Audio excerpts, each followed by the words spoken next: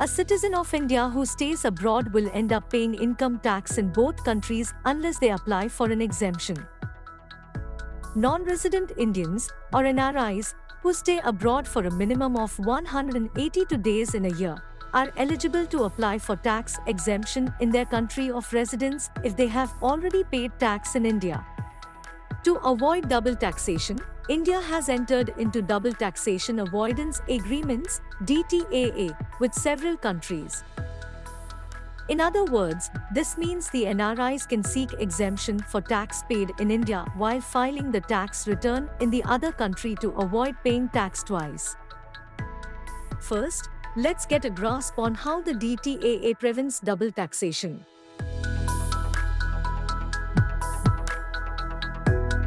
For instance, if Mr. Ajay Quatra, who stays in the UK, has an interest income in India to the tune of 50,000 rupees.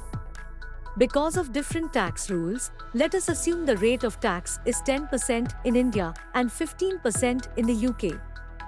Because of the tax treaty, the UK will give tax credit for the tax he paid in India. In this case, his tax liability will be calculated as follows. Interest income, 50,000 rupees. Tax paid in India, 5,000 rupees. Tax to be paid in UK, 7,500 rupees. Minus credit for tax paid in India, 5,000 rupees.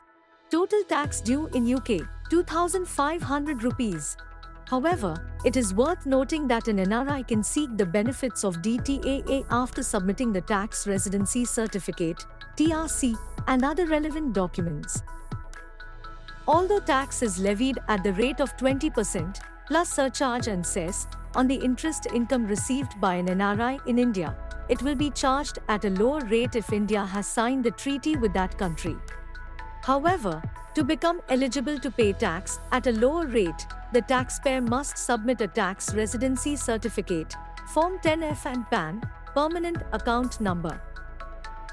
Form 10F is a self-declaration by an assessee, declaring that he resided for more than 182 days during that year in a country with which India has signed a DTAA, and hence, he is eligible for a lower rate of taxation. Also, the taxpayer can seek tax credit for the taxes paid in India while clearing his tax liability in the country of residence.